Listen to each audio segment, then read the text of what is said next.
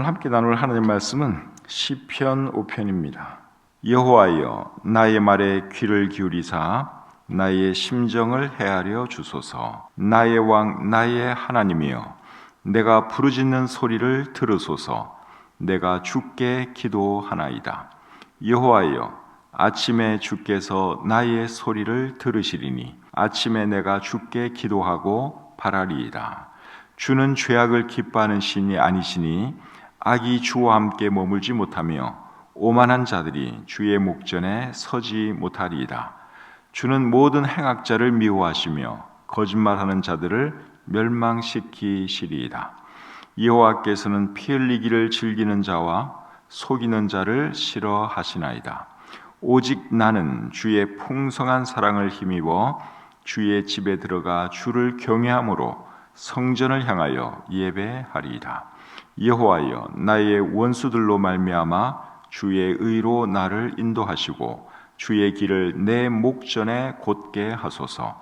그들의 입에 신실함이 없고 그들의 심중이 심히 약하며 그들의 목구멍은 열린 무덤 같고 그들의 혀로는 아첨하나이다.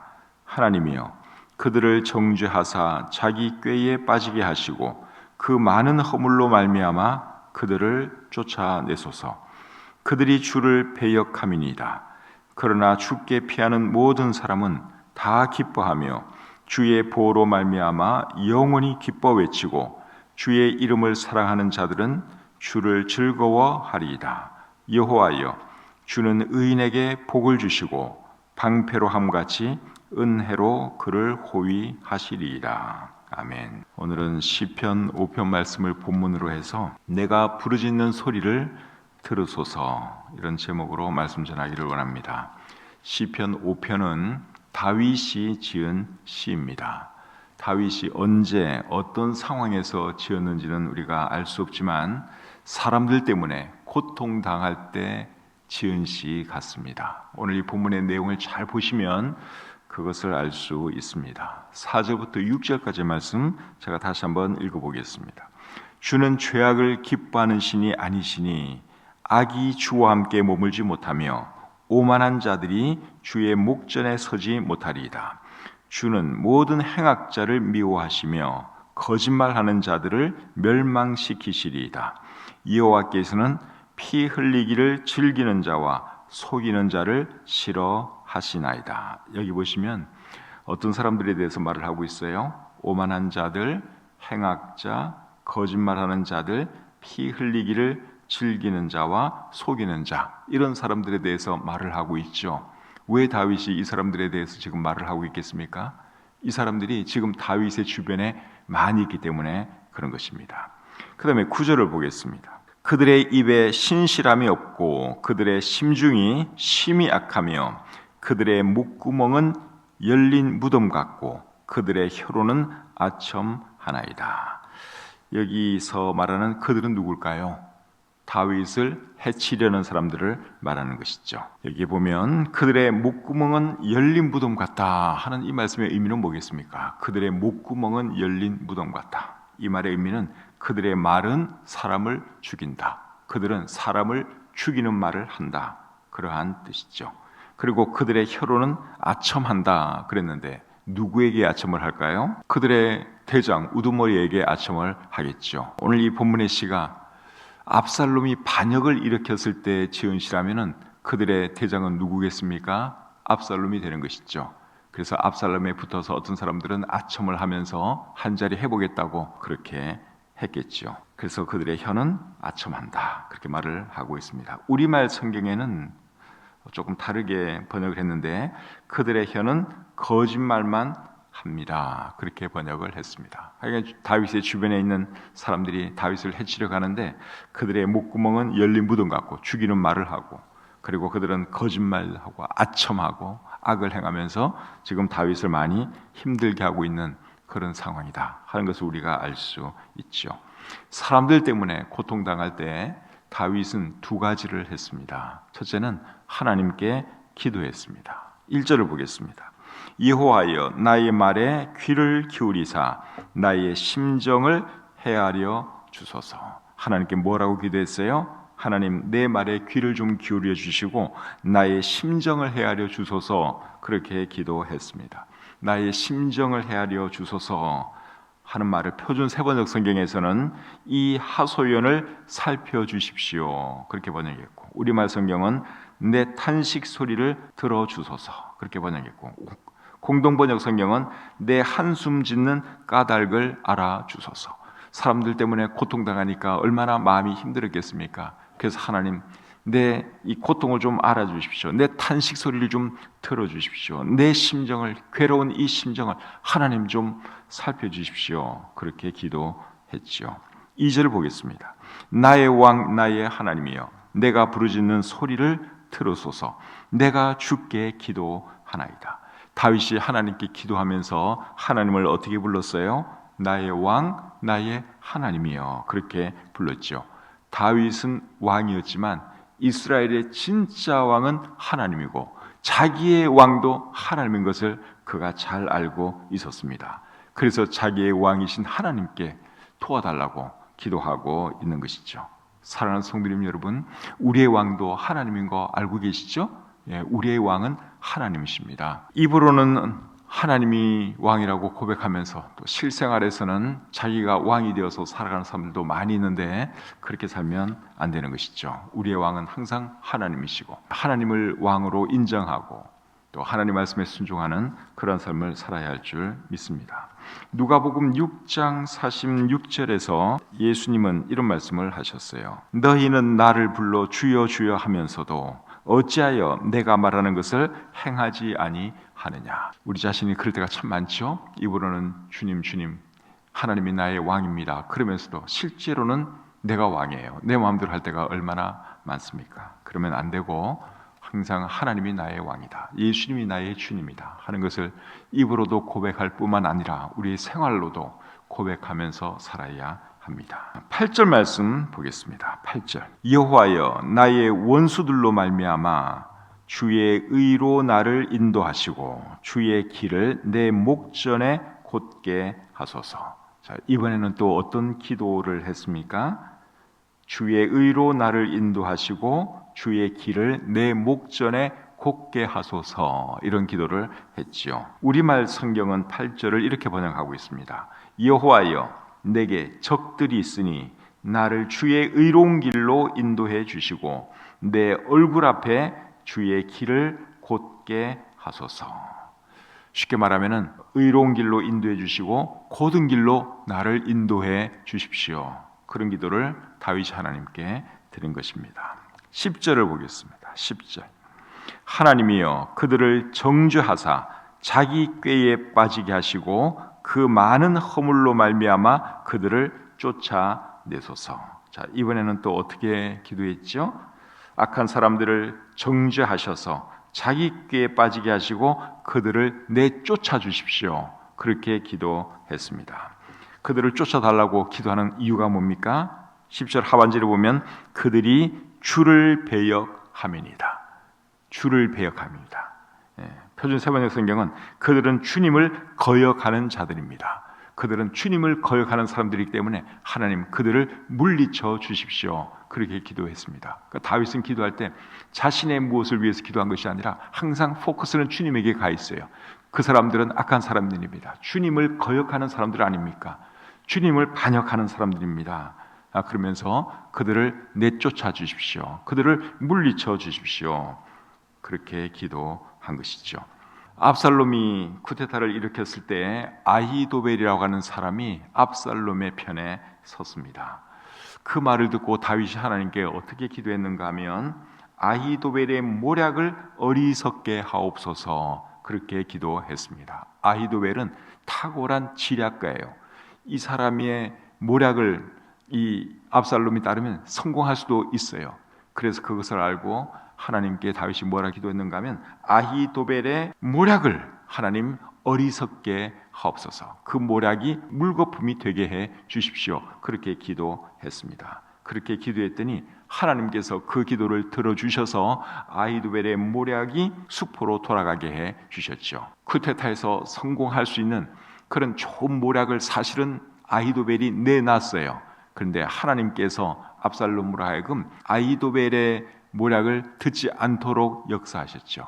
그래서 결국은 이제 이 압살롬의 반역이 실패로 돌아가게 됩니다. 그리고 이 아히도벨은 자기 말을 듣지 않은 압살롬은 절대로 쿠데타에 성공할 수가 없다 하는 것을 알고는 고향으로 돌아가서 스스로 자기 목숨을 끊습니다. 왜냐하면 어차피 이거는 이길 수 있는 쿠데타가 아니다. 어차피 이거는 실패하게 돼 있다. 그러니까 그 사람이 그만큼 탁월한 지략가 있다 그 말이에요. 내 말을 들어야지 성공하는 건데 압살롬이 자기 말을 안 들어요. 그러니까 이거는 벌써 털렸다. 그래서 자기 고향으로 내려가서 다 정리하고 스스로 목숨을 끊음으로 그의 인생을 마감하고 말았습니다. 아히도벨이 그런 사람이었다 하는 것이죠. 근데 다윗이 하나님께 아히도벨의 모략을 어리석게 하옵소서 그렇게 기도했더니 하나님께서 그 기도를 들어주신 것이죠. 그래서 압살롬의 쿠데타가 실패했다 하는 것입니다. 3절 말씀 계속 보겠습니다. 3절 여호와여 아침에 주께서 나의 소리를 들으시리니 아침에 내가 주께 기도하고 바라리이다. 이 말씀 보시면 다윗은 주로 언제 기도를 했습니까? 아침에 기도를 했죠. 다윗이 아침에 주로 기도를 많이 했습니다. 시편 143편 8절에도 보시면 아침에 나로 하여금 주의 인자한 말씀을 듣게 하소서 내가 주를 의뢰함이니이다. 내가 다닐 길을 알게 하소서 내가 내 영혼을 주께 드림이니이다. 이것도 다윗이 한 말입니다. 그래서 다윗은 주로 아침에 기도를 많이 했습니다. 왜 아침에 기도했을까요? 아침은 하루 일과를 시작하는 첫 시간이고 첫 시간을 하나님께 기도하는 것은 의미 있는 일이죠. 그리고 하루 일과를 시작하기 전에 기도하는 것은 필요한 일이기도 합니다. 그래서 다윗은 아침에 항상 하나님께 기도했습니다. 그리고 아침은 또 조용하잖아요. 다른 어떤 사람이나 어떤 일 때문에 방해받을 일이 거의 없습니다. 그래서 다윗은 이른 새벽에 일어나서 하루를 기도로 시작했죠.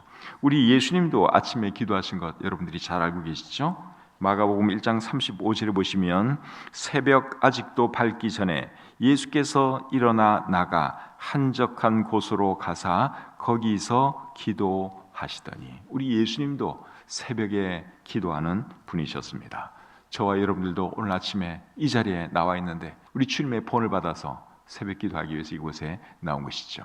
그래서 이 습관을 한평생 가지고 항상 아침에 눈 뜨면 제일 먼저 기도하고 하루를 기도로 시작할 수 있는 저와 여러분들이 되시기를 바랍니다. 그래서 첫 번째로는 다윗이 기도를 했고 두 번째로는 뭘 했느냐?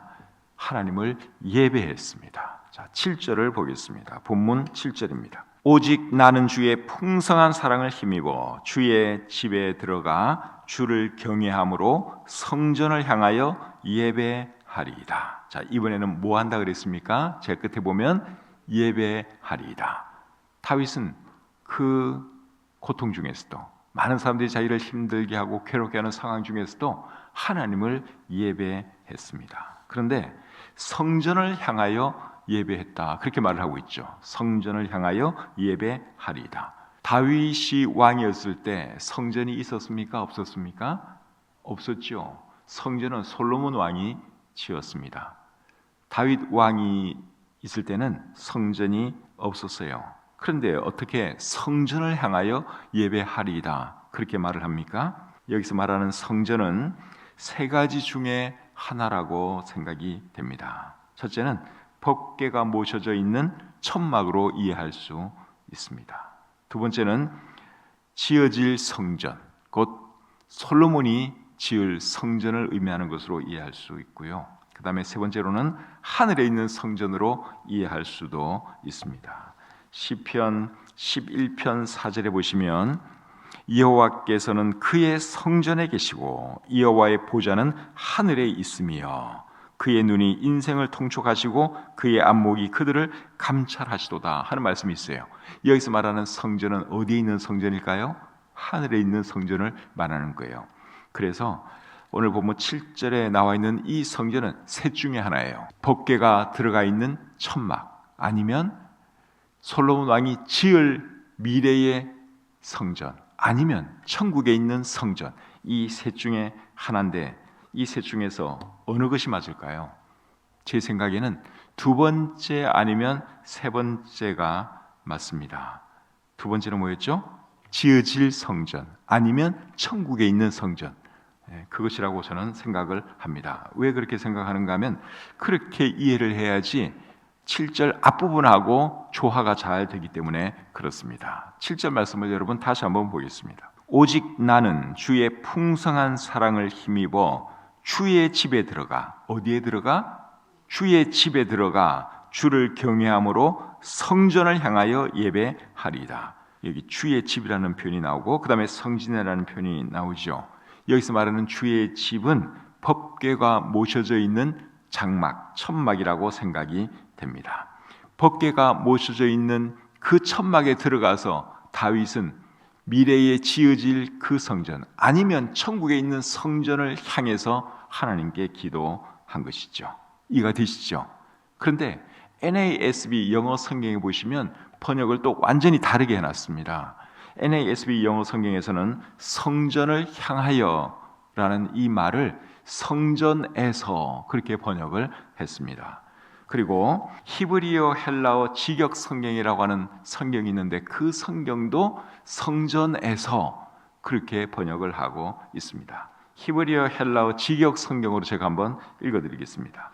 그러나 저는 당신의 크신 인애 안에서 당신의 집에 들어가 당신을 경외함으로 당신의 성전에서, 성전을 향하여가 아니라 당신의 성전에서 경배할 것입니다. 이제 이렇게 번역을 하면 주의 집이나 성전이나 결국은 같은 곳이 되는 거죠. 이해가 되시죠?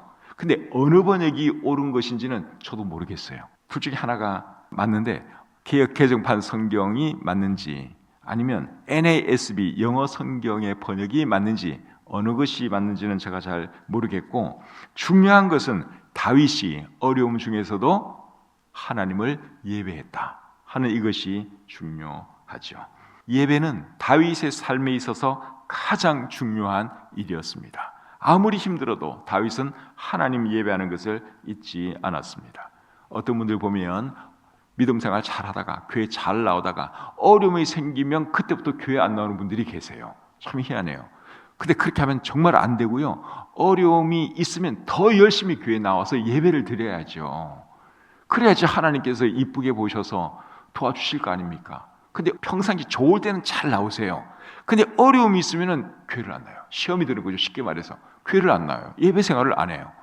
참 제가 이해할 수 없는 분들인데 그건 아주 잘못하는 겁니다. 그러면 안 되고 오히려 어려움이 있을 때 더 열심히 나와서 하나님께 기도하고 하나님을 예배해야 하는 것이죠. 그래야지 하나님께서 도와주시고, 그리고 바로 도와주시지 않는다고 할지라도 예배를 통해서 하나님의 뜻이 무엇인지 알 수 있는 것이고, 또 하나님의 위로도 받고 성도들의 위로도 받고 그런 것이죠.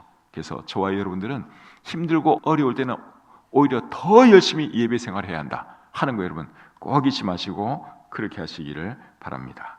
욥이 위대한 이유가 다른 것 때문이가 아니에요.